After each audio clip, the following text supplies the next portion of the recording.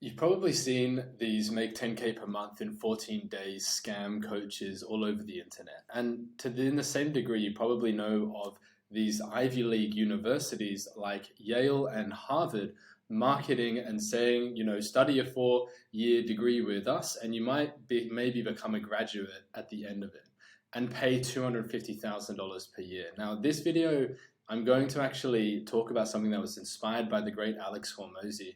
So what is the difference between this clearly untrustworthy business of, these scam coaches and these Ivy League universities that are 150 years old? And they're businesses that, both of them only stand on 4 pillars. And I've used these exact pillars to build my own 6-figure coaching business that scales coaches not only from, $0 to $10,000 per month, but from $10 to $15,000 per month and beyond on an automated model. Now, what we do is this pillar system builds out the structure of their offer, the marketing, and their sales infrastructure to have all of the heavy lifting of their lead generation and appointment setting and their outreach run without them. So this is how we do it. There is a screening process. So on the side of the Ivy League universities, most people don't call Ivy League universities a scam because at the basic level, they provide an educational service. And on the other hand, you have a business coach that says you're going to, scale from never having made more than 10,000 in your life to actually doing it in 14 days. Now, they both sell educational services, and on the receptor that detects scams in people's brains, when you see something on the internet, you're like, is this a scam? Is this not a scam? How can I trust it? Why do people suspect business coaches while they trust universities? So the first pillar, the Ivy League universities deny some people entrance. If the only requirement for people to buy your service is literally having money and they are breathing, then that is a huge red light. So number one is have a qualification process and an entrance cost. So the truth is most people aren't qualified to work with you.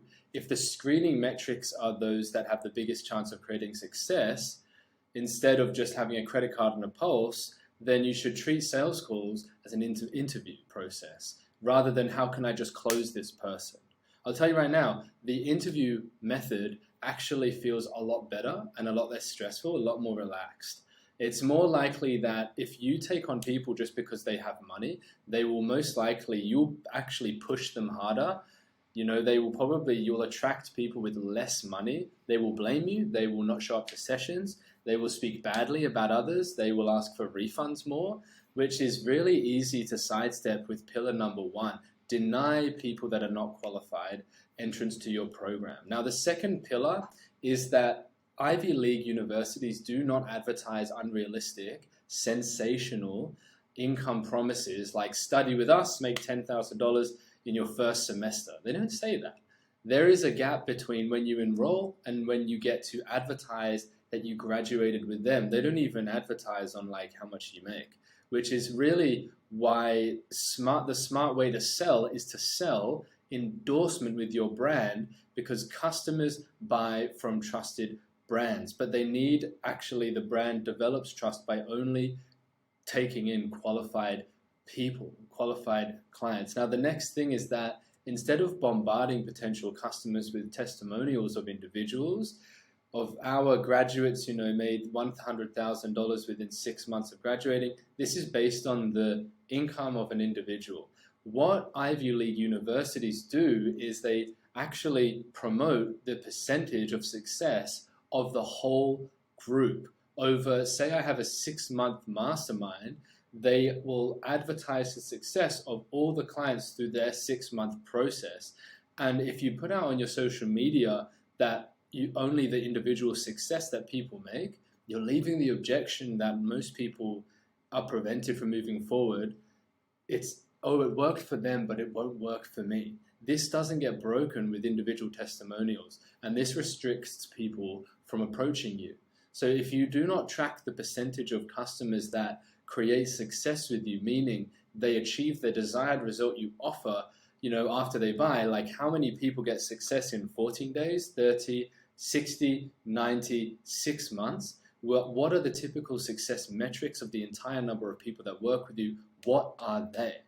If you track the average percentage of the group when they generate the desired result with you, then you remove the unrealistic expectations from the minds of the people that work with you as well. And hard to believe results from your marketing that make people skeptical, it gets rid of those. And it makes you more believable, more credible as well. So Ivy League universities, they provide an honest report of what percentage of their graduate salaries are for each year in increasing increments, which introduces hard data driven facts into the hands and the minds of their viewers. Much more convincing. They don't set crazy isolated expectations. By the way, if there is a loud noise in the background, it's just the sound of success coming closer. So they don't drive these crazy isolated expectations of students saying, join us, make 100K or $1 million in 4 weeks. They're saying that, these people began, 4 years ago, and they graduated their course, and today here is where they are. And so Ivy League universities don't just leverage high incomes of their graduates, but the networking opportunities. They network the community, they promote that, they promote the environment, they promote the character building, the self-development of the offer. And if you think to yourself, damn, this will be really difficult to sell, you're right. But if you did it in this way and you screen people, you start developing trust in your brand.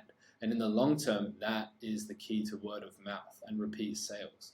So in an example is I was having a conversation with someone really high up who does $3 million a year as a business coach. And this person is doing 100 hours per week, grinding to the bone, enrolling in just as many people, like cookie cutter, and I was thinking that is not what I want. And I looked at his business model and it was just focusing the typical model, get as many people in a room for 6 months and then just let them take action, but then don't have any accountability after that.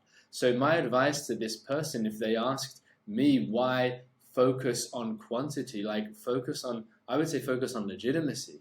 Because if you see everyone and their neighbor is a coach these days, it's so easy to become a life coach. And they see their friends becoming 6-figure coaches and they start looking, wow, I could do that. That's easier than my job. They look at courses on how to become a coach, become a 6-figure coach, and they actually get sold a false reality.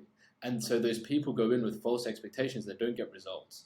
So if you want to be legitimate, then you would focus on pillar number 3, which is giving as much content as possible away for free. Let people take action on your course content.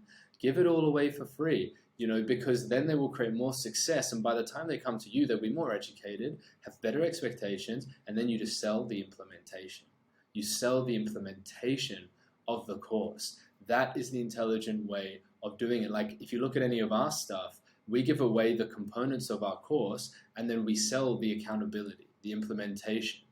And so if you were a business coach, I would say give away your course, give away, even if you were any mindset coach or any kind of lifestyle coach, stress coach, whatever it is, energy coach, give away your course on social media as content. And then the working with you part would be let me put together and launch for my offer, if I was a business coach, let me put together and launch your outbound prospecting campaign with you. Let me look at your offer, make sure it's really well formed. Let me look at your sales process. Let me review the data at each stage of your sales process each week. Let me give you feedback every single week. And systemize the release of the chokeholds at each stage so that you generate 10, 50K per month all by yourself, right?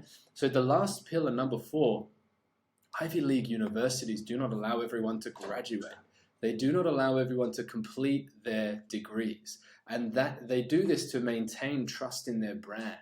So, they say, okay, Jane Smith got a high GPA. She was intelligent enough to get in, but during the process, she lacked other qualities to be good at her job.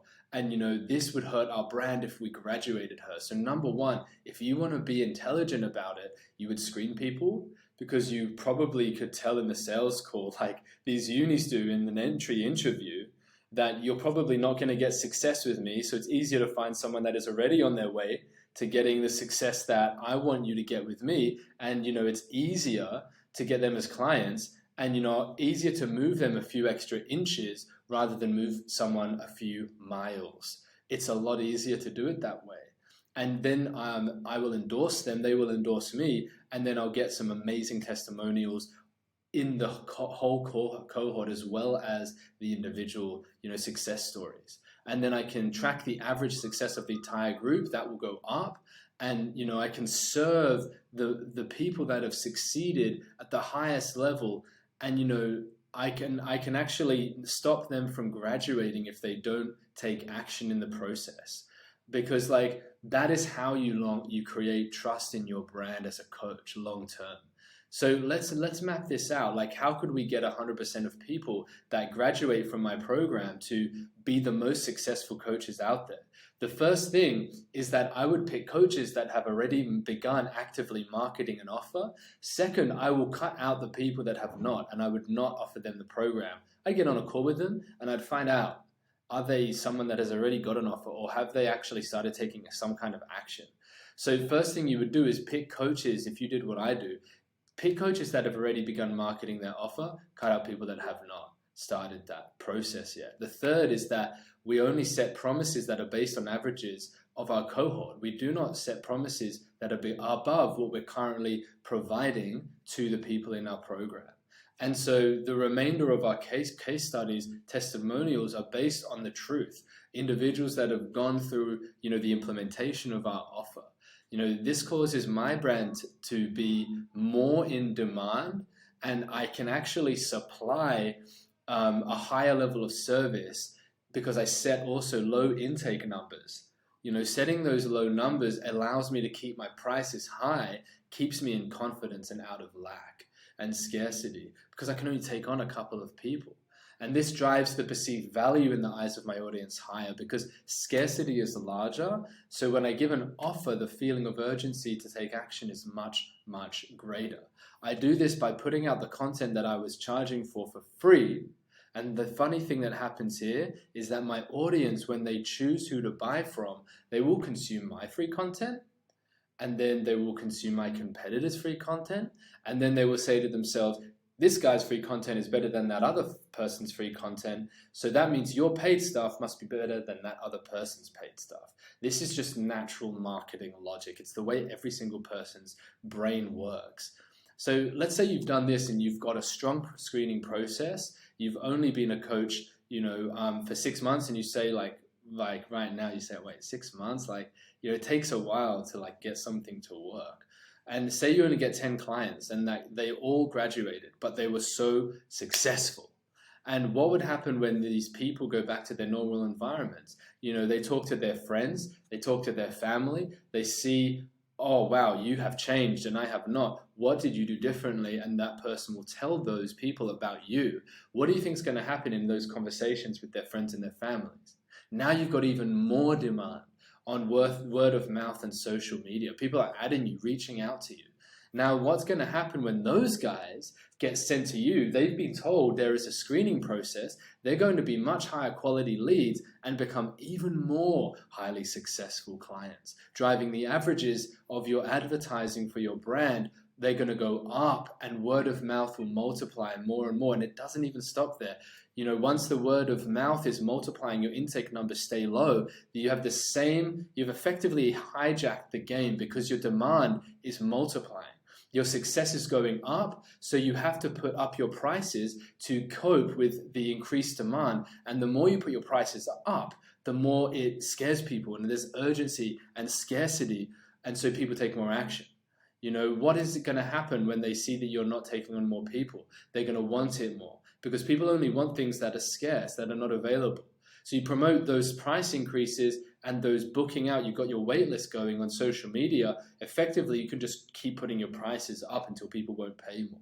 Now you enter the domain of an exclusive category, generating top 5% of, clients in the coaching industry for your niche. Now, because you have the data averages to support the fact that people have to pass an interview to get in. 2, you have a rank order of who's even doing the best. You have that. They're going to compete in your program. Is that a successful business? Abso-freaking-lutely. Is it legitimate? Totally. Is it a scam? In no possible universe.